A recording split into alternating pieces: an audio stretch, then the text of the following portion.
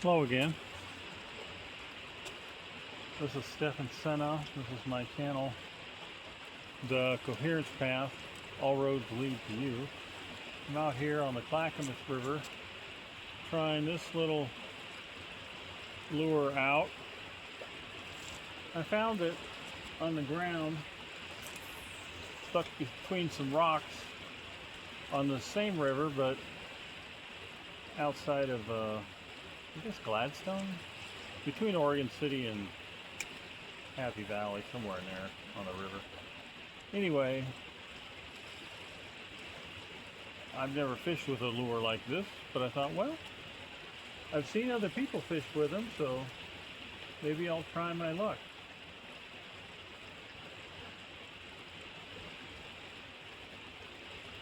It seems to swim through the water nice. It looks like a little fish itself. About the same color, dark green, you know, because trout are dark green on the back in general terms, and then lighter on their belly. So I guess it looks like a little baby trout, or a small trout that maybe a big trout would want to eat. We'll see what happens. It's nice out here. It's a beautiful day. This part of the river always seems to be in the shade because of the hill behind me. So it provides a nice spot to fish. And I did see some big fish in here the other day. One was probably close to 4 feet long. I mean, I've never caught a fish that big. That'd be pretty amazing to have that on the line. I guess I'd have to do my best not to get pulled in the river.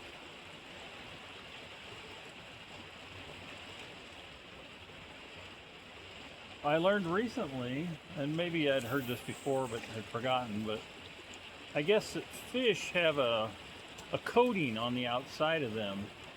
And if you handle them too much when you catch them, you know you're going to catch them and release. If you handle them too much, it wipes that coating away in parts. And so they're more susceptible to bacteria or something else. Maybe parasites, I'm not sure. But anyway, they can get sick and die if you don't handle them properly. You're supposed to wet your hands first so that the dryness of your own hands, or maybe the residues on your own hands, don't interfere with that film that's around their body.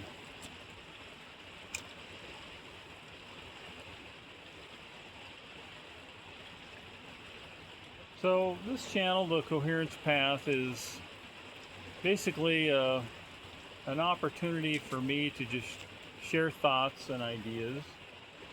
And I guess for those who choose to view my channel, it's an opportunity for them to hear ideas and viewpoints. Whether you adapt them for yourself or not, it's totally up to you. I don't have any control of that.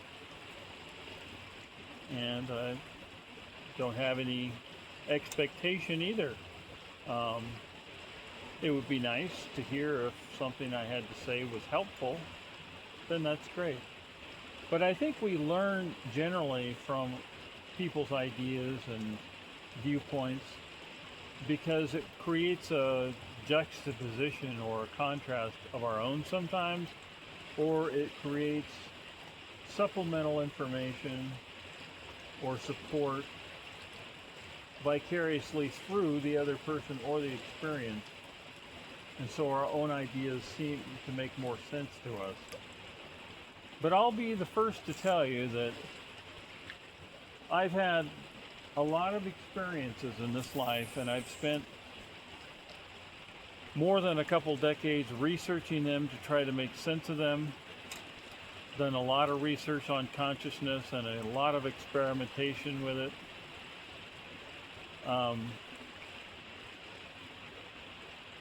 But I can't claim to be the authority on anything,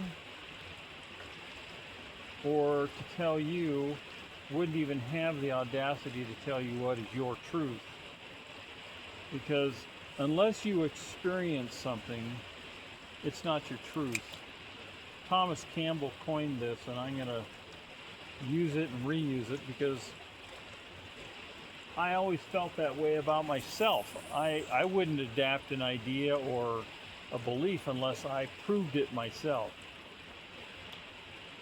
And, today we can talk a little bit about a few things. One of them I just thought of is the subconscious mind. I've talked about that a couple times. But,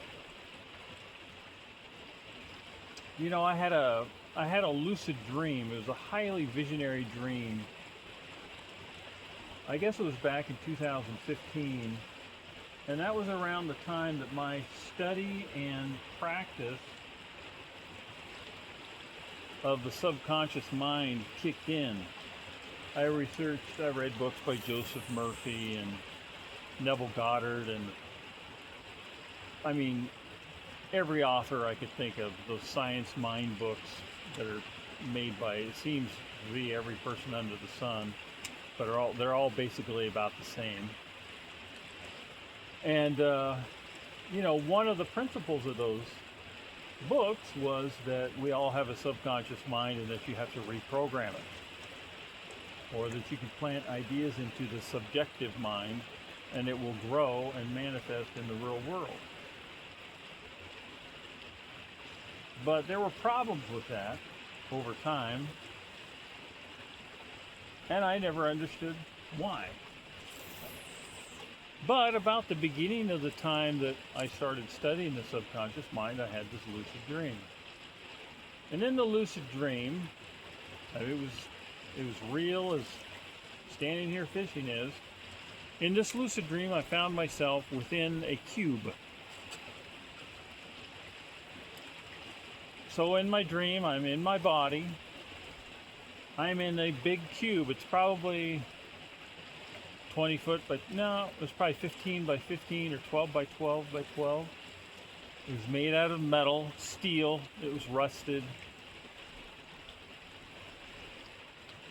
And a voice spoke to me in this lucid dream, and it was the same voice that I'd heard many times.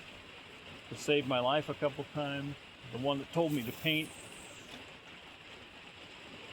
before my near-death experience. All kinds of times this voice had spoken to me. And in this lucid dream, this voice spoke to me as I found myself inside the steel cube, where the voice said, check every corner and seam.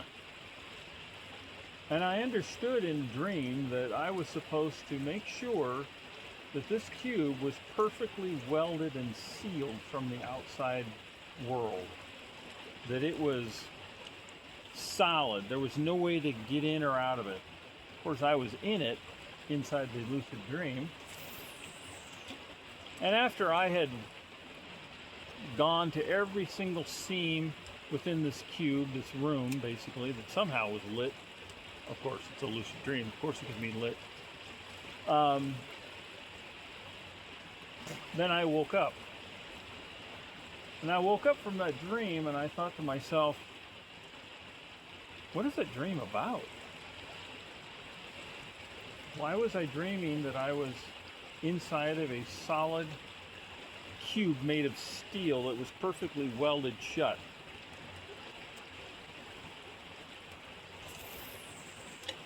There's an eagle above me. Bald eagle.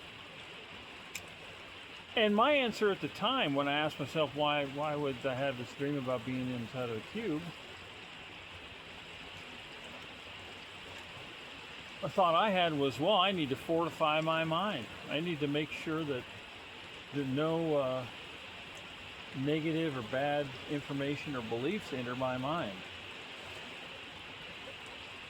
And this was in alignment with what I'd already been practicing, and that was meditation.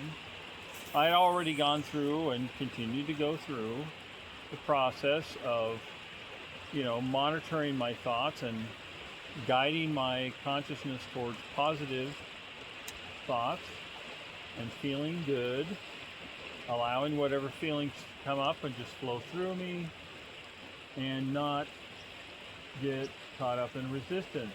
At least that's what my thought was, my practice was. Unbeknownst to me, I had two things that were driving my consciousness in the forefront. I wanted to figure out how things manifested, and I wanted to prove it to myself. Because then I thought, not only could I have everything I wanted, but I could tell everybody and prove that I knew what I was talking about and say, hey, I figured out this whole manifestation thing.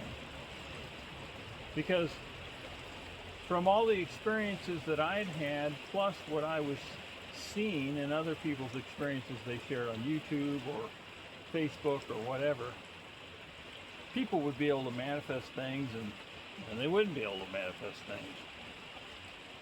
And so when the idea and belief that we had a subconscious came along, I thought, well, that's the answer. And this is what most people think. That's the answer why I can manifest things sometimes and sometimes I can't.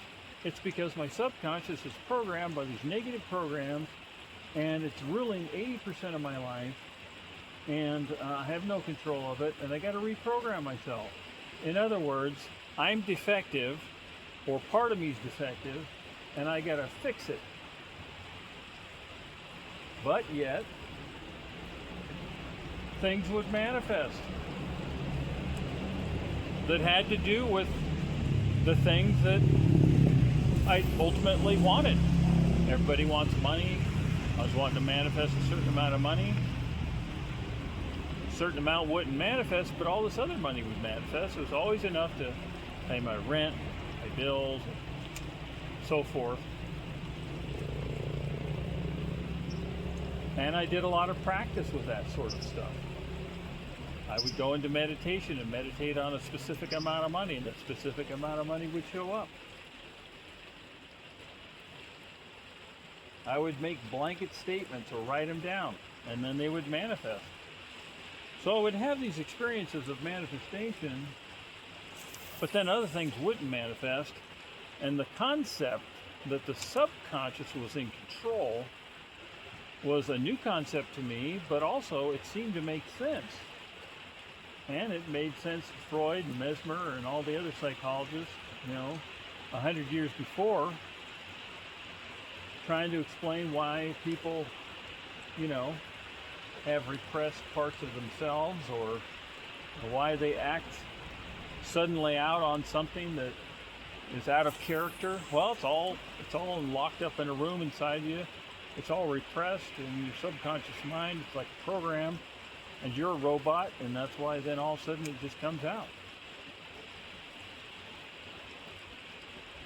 But the fact that certain things would manifest all the time made absolutely no sense. And in general, that's one of the confusing things that people have. Well, why does certain things manifest, certain things not manifest? Well, so I stayed on the path of trying to reprogram my subconscious mind. And this went on for a decade. I listened to every subconscious self-hypnosis, subconscious programming. I wrote down all kinds of things. Thousands of times I wrote these intentions and mantras, and over and over and over. I meditated 3 times a day. And then, as life does, I got slapped in the face with an issue that I was hoping by manifesting this other thing, it would solve that issue. That other thing just never manifested. Then I was faced with a real issue I had to deal with. And I realized that, then I remembered that lucid dream of me being in a box. And along with that memory came the realization that my belief and my concept that there was a subconscious mind that was controlling 80 or 90% of my life was the box. And my intention and my belief to believe it was the box, was the weld that was closing up any exit from that viewpoint. And that I no longer had to be in the box. I could actually just take logical steps and make good decisions in my life to solve what I needed done. And you know, that's the nemesis of a lot of the beliefs that are out there taught, is that, well, you got to stop taking action and just take no action, and it'll just happen.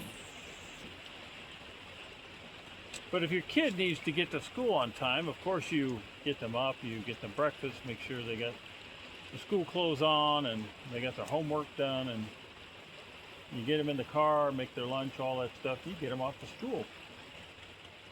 You don't sit at home and go, well, I don't have to do anything. My kid will just miraculously show up at school on time.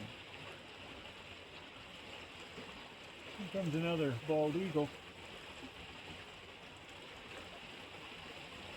That one's more of an adult. That other one was younger. But so we know we got to take action. And what I found was, the realization I finally hit was that, through a bunch of experiments and so forth, is that we don't have a subconscious mind. And then modern science, which I never studied in the beginning when I started studying the subconscious mind, modern science proves we don't have a subconscious mind. You can't open up anybody's skull and see that one part of their brain is a subconscious and the other part is the conscious. And that lure has gotten stuck. It's probably in between two rocks, that's what my guess is.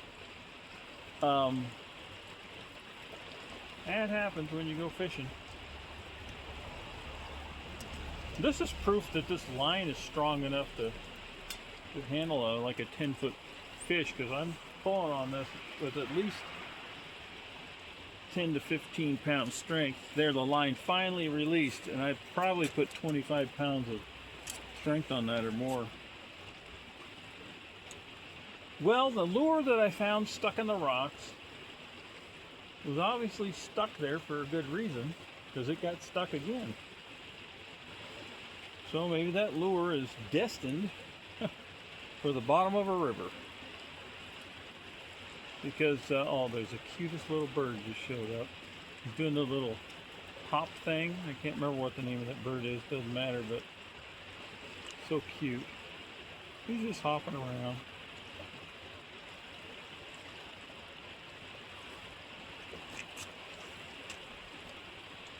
Now that little bird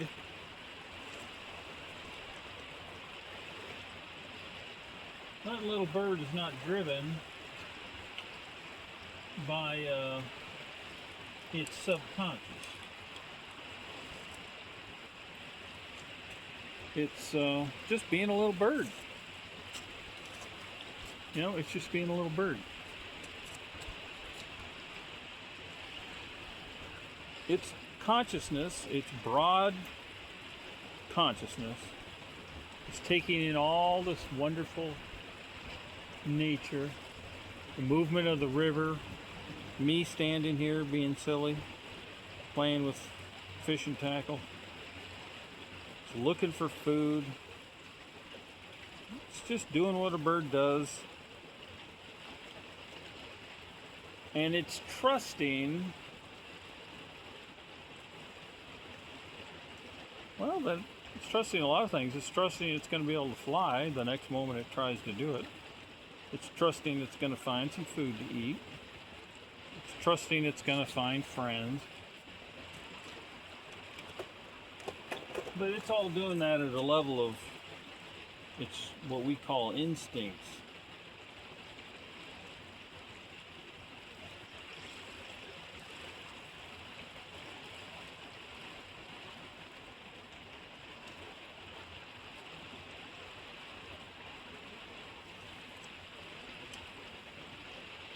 Now, if we're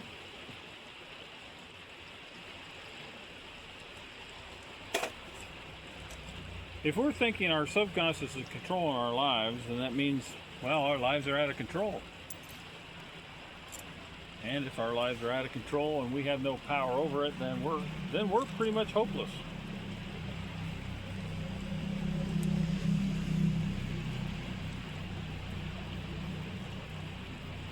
But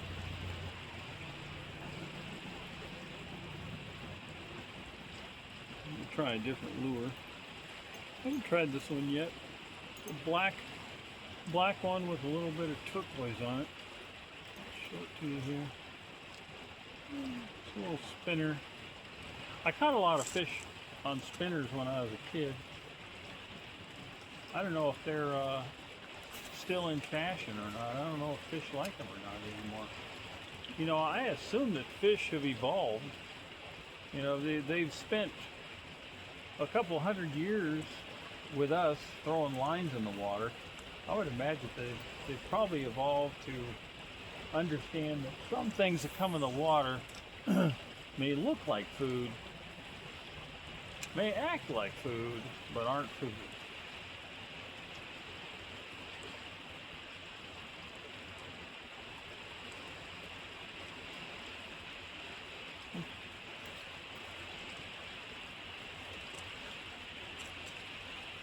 Anyway, since I realized that I didn't have to live in a box, I didn't have to live in a belief that some part of my brain was out of my control, was programmed, I felt at first free. Well, okay, I'm on my own. I can make my own decisions. And then, of course, coming along with that was, oh, I got to make my own decisions. I'm responsible for my own decisions. My program isn't making me do things. I'm not, you know, getting angry because my parents were that way or I had an experience that taught me that. I'm making the decision to be angry, or I'm making the decision to be anxious, or I'm making the decision to be impatient. Whatever I'm deciding to experience, I'm the one who's making those decisions. So it was at once freeing and at once kind of a slap in the face. Because I realized, you know, geez, I better make every decision count. And do the best I can. It doesn't mean I'm going to make the best decision every time, because none of us always have all the information. Like, I have no idea if there's a fish that wants to bite my lure. The best decision I'm making is to throw it out there, to operate it in the best way I know how. I'm not saying it's the best way, I'm just saying it's the best way I know how. And see what happens. I mean, I could cast this in. I was watching a YouTube video the other day, and these two guys were out fishing, and they do a lot of videos, a lot of fishing, and they're good at it. Well, he's casting, and he's casting, and he's casting, and he's casting, and he's like, man, he hasn't gotten a bite, nothing. And so he's just about to turn and walk away. And he's talking on the camera. Well, I think I'm going to give up on this spot and go to the next spot. Well, I'll just take one more cast. So he takes his rod and his lure, and he casts out one last time. Well, what do you know? Boom! A fish grabs the lure, and he's got a fish on, and he's got the fight of the day, hauling this fish in. Well, he didn't know what was going to happen. He had no idea. All he could do at that moment was do the best he could. So he knuckled down. You know, he instantaneously focused his consciousness on all the skills he'd already learned on how to reel in a fish. Now, if I was to catch a big fish in here, a fish bigger than this, basically a foot or 14 inches, I will have to learn new skills, because I've never caught a fish bigger than that, except one time in the ocean. And to be honest, the fishing line they used was strong enough to probably haul in a cow, and you know, those fish weren't getting off that line. So it was just a matter of me reeling the line in the boat. There's no skill whatsoever. But if you get a trout in a river like this on a small line, it takes some, or a large trout. That's what I was talking about. It takes some skill to get that fish landed, because you got to keep tension on the line. The fish is going to go all over the place. It's going to tighten and loosen slack. It's going to try it. There's all kinds of things that can happen. Go under rocks or under a log under the water. You know, I guess I'll find out if I get a big one on how hard it's going to be to bring them ashore. I did buy a net, however. I was thinking positive. But anyway, you know, if I can accept that I don't have a subconscious mind, that my consciousness, however, is just a broad spectrum of consciousness, that part of it holds or contains what I'm sort of repressing or pushing to the back seat. You know, I don't have to think about, you know, whether my shoe's untied or not when I'm fishing, because I'm consciously focused out here and I'm standing in one spot. Now, if I put my pole down, I start to hike up the mountain on the other side of the river, I might look down at my shoes and make sure my shoes are tied. So that part of my consciousness will come to the forefront because it's important in that moment. And that's what we do. Our consciousness is always operating between parts of itself. Here's an example. This is what I was going to try to do in this video, and I'll see if it's effective or not. Maybe give me some feedback whether it is or not, because I'm trying to help myself and anyone who possibly might want to try it, trying to help develop understanding of how we can recognize when our consciousness is shifting between different things, and then being observant of how our consciousness is shifting between different things, and realizing that that part of us that's observing ourselves is really our stronger, I shouldn't say strong, that part of us is, by being observant, we are more able to make a better decision because we're more removed from the situation. Okay, here's an example. And if you're willing, try this at home. Let's talk about finances. Now let's talk about savings accounts. Now, this one I picked because not long ago I shifted some of my savings into my checking to cover some bills that I had because I was waiting to get paid on a job. So I did that. I've done that before. Did it. So I did it. But let's take the topic of savings account. How does it make you feel? Well, you know, I'm just going to be honest right here. I wish I had a much larger savings account than I do, because it provides you a feeling of peace and flexibility no matter how much is in your checking, because you feel like, well, you know, if I run a little low, I can just take some from my savings, or at least I know that, you know, come rubber meeting the road, I still got some money to do what I need to do, right? But when I mention the word or the topic savings account, maybe ask, okay, how did my consciousness view that topic? Did I get fearful in the moment? Did I feel bad? Or did I get excited? Like, oh, I've got like so much money in my savings account, it's awesome. Or gosh, I don't have any savings account. Or I don't even have a savings account. Or I don't even have a checking account. So you enter this, your consciousness changes from the discussion we were just having to now we're thinking about our savings account. And it may be that your whole body is vibrating the consciousness that just shifted in your body. Like, I can feel in my body like, oh yeah, we definitely need some more in our savings account. That would be a good idea. That's a good decision, right? So my consciousness shifted from talking about what I was talking about before till now it's in this. It's not a vibration. It's not a field of energy.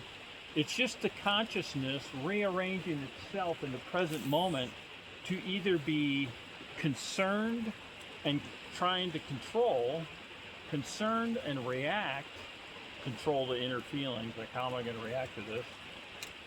Or it's just observant, like, oh yeah, I have a savings account, yep. And not having any opinion about it either way. Let's take another subject. Let's talk about coffee. Hey, let's talk about coffee. Now some of you may not even like coffee. So now you're thinking about what you like to drink. Maybe it's tea. I'm talking about coffee and you're like, oh, I should get up and make some tea while this video is playing because I've been wanting to make one for the last hour or so. Or, maybe you are a coffee connoisseur. Coffee is your language through which you explore life. You travel to places where they make coffee. You love the names of coffee. You draw pictures of coffee plants. You only hang out with people who drink coffee. No, that would be a coffee snob, I guess. Anyway, you get the point that coffee might be something incredibly positive for you, or you could be a tea drinker and not even care about coffee and you're more interested in tea. So it doesn't really shift your consciousness at all. But now think about coffee in a different way. How do you feel about coffee and other people drinking coffee? That might, because we can tap into any part of consciousness in the universe, any memory, might bring up memories of, oh, my grandfather used to drink coffee. I used to love sitting and watching him drink his first cup of coffee in the morning. Or, oh, I have an ex that drank coffee and used to drink too much and get all wired and nervous and agitated, and oh, I hate coffee. I won't even look at coffee now because I had that experience. There's all kinds of experiences that come around coffee. So the nature of the experience or the memory doesn't have to, but can affect our consciousness in the moment. We might get out of our car, or either walking into our house or just walking through a neighborhood and smells. People put those fabric softener sheets in their dryer, and they have a very sweet smell, very perfumey smell. Well, if you're a person that doesn't like that smell, you might get out of the car and just, oh my God, that's the most god-awful smell. Why the heck do they sell those things? Or you might get out and say, oh, that smell, I don't know what it is, but it reminds me of my grandma's house when we would go there and we would do laundry and bake cookies, and such a sweet memory. And so your consciousness will shift from, oh, I'm getting out of the car, and I'm grabbing my things, to smelling something, and then it shifts. It instantly shifts to something, to some sort of response. And so that's how we're constantly thinking and appraising our environment, and then we're deciding within those micro moments of how we respond. So there's no program in the moment that's got inertia that's propelling us forward to never having money in our savings account, or hating the smell of dryer sheets. There's just the decision each month to either put money in the savings account or not, or every other week or whatever, or the decision to respond or not respond to a smell.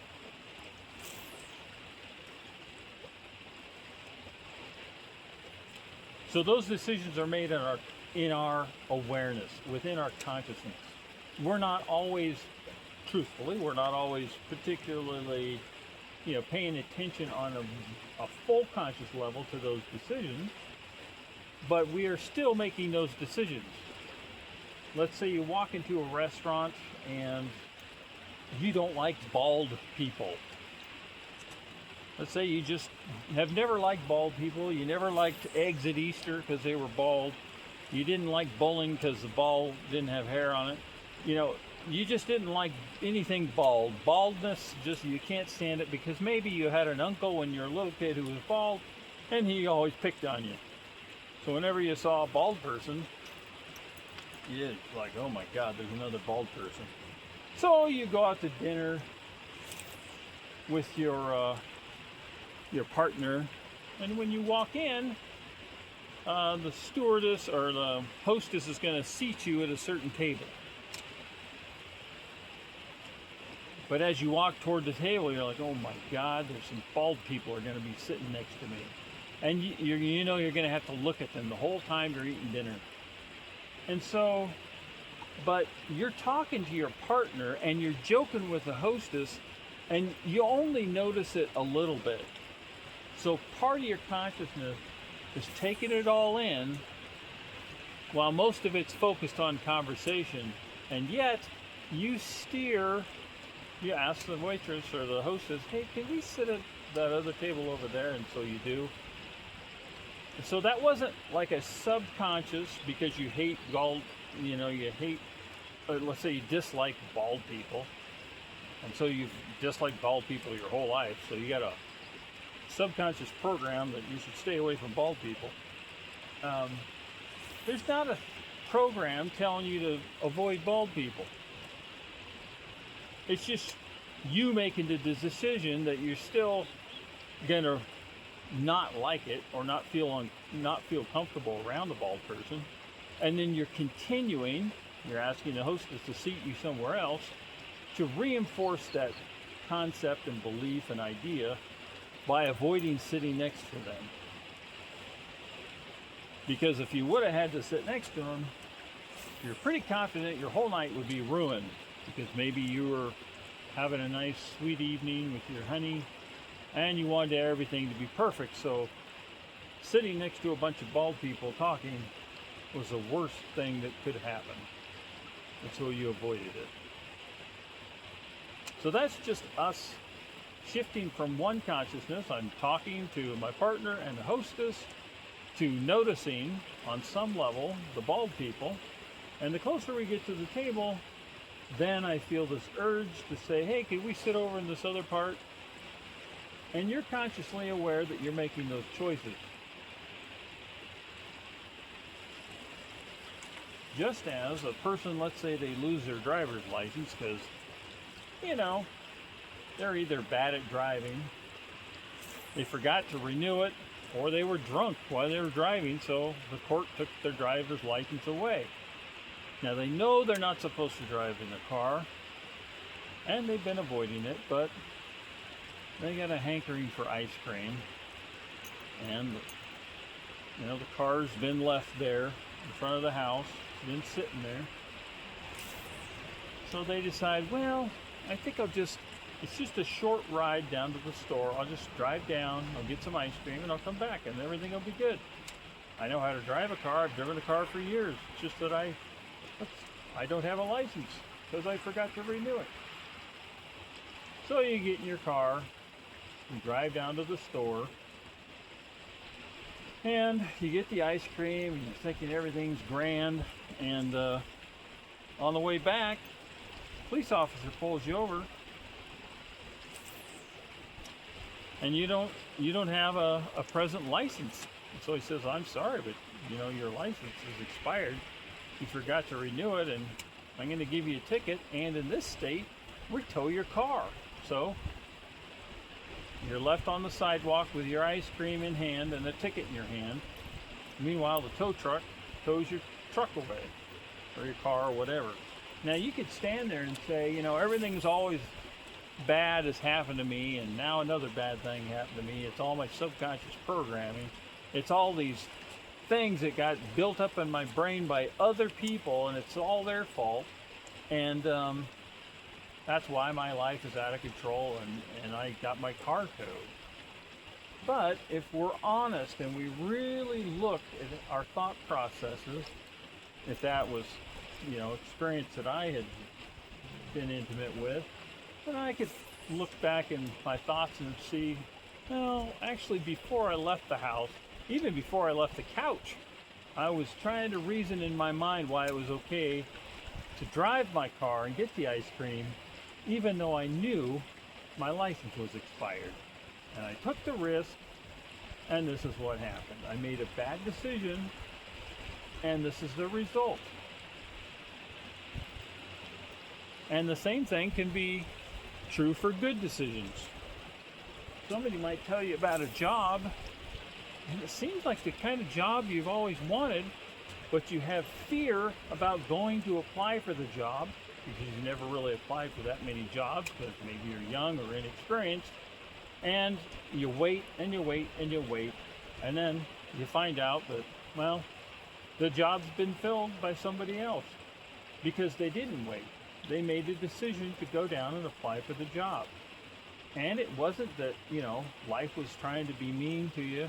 It wasn't that some program in your mind was making you do something negative because that's all you'll ever experience because you got negative programs in a subconscious mind. No, it was just that out of habit, you made decisions to not go down there because you were either shy or timid or inexperienced with the whole thing. Time went by, you kept making the same decision to not go down, and then, the job was no longer available. Kind of like if, you see a bag of money on the side of the road that says your name on it, free. It literally says free money for your name. Have a great day, exclamation point. The universe. And you pass it up and think, gosh, I don't know. I don't think that's a good idea. That doesn't seem like that's for me. And then you don't do anything. You don't go pick it up, even though it's got your name on it. And then the next day you go back and it's gone. Because somebody else decided, well, so-and-so didn't want it. And I've been watching it for hours, and I saw them drive by, so I'm just going to take it for myself. And they took it, and they had fun with all the bag of money. Of course, that's a scenario. It's a make-believe scenario. But, so what helps me is when I can recognize that I'm making decisions. So there's a circumstance that's happening, and then I observe myself making or start to make a mental decision about it. Here, I'll just walk us through an example. All right, I'm aware that I have this fishing pole with a lure on it, and I'm standing in front of the river, and that I need to draw this back over here, and then cast it. Now I'm observing myself. So I just observed myself go through that whole process, even talking to you, from a third person point of view. That sort of viewpoint that you have when you're meditating and everything's quiet. You can hear your voice, you can hear your breathing. You might hear a little maybe noise outside, like the cars going by, or somebody else in another room watching TV, but quiet enough so that you can meditate. And you observe yourself sitting in meditation.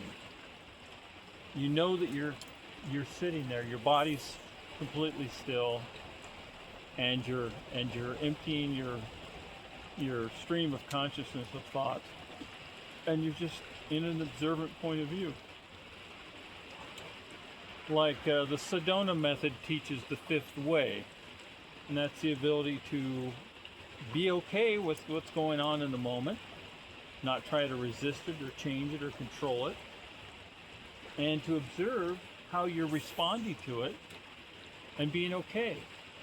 Well, that's the way I'm responding in the moment. It looks like I'm upset, or it looks like I'm okay, or it looks like I'm about to look at it in a certain way to make a decision. What is it that I'm thinking or feeling? Or what kind of decision am I going to make? Is that the right decision? So you're observing yourself.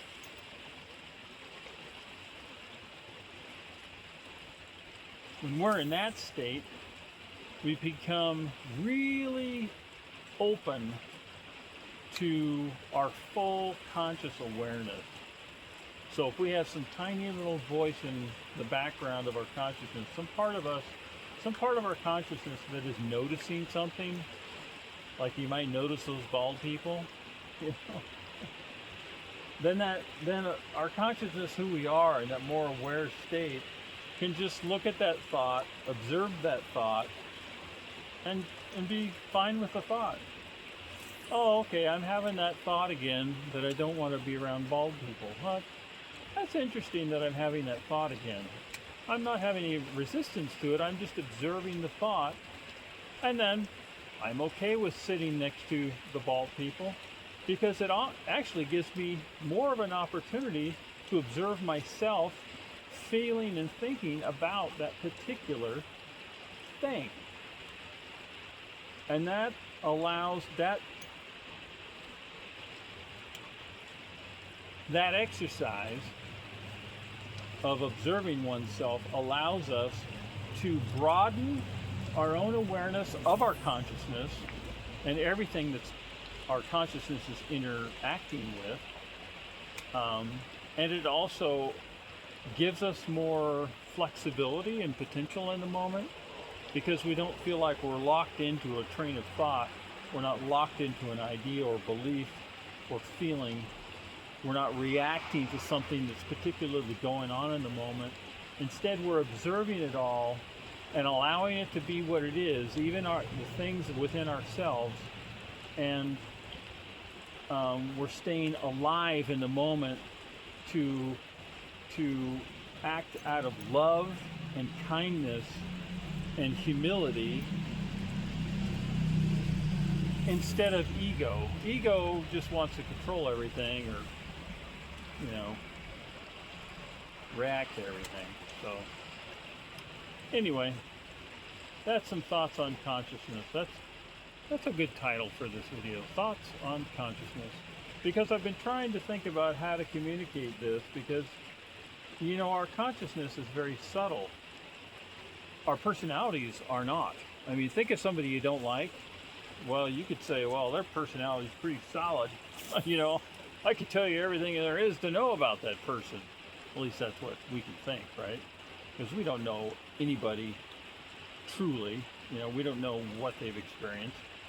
But ego allows us to have a picture of, ourselves or others. And then we only respond to the picture, to the character that's been created. Whereas just existing in the moment in consciousness, in love and kindness, everything is the way it is. It's perfectly fine. It's okay. I may or may not like everything about it, but I'm just going to let it be because that's what it is anyway.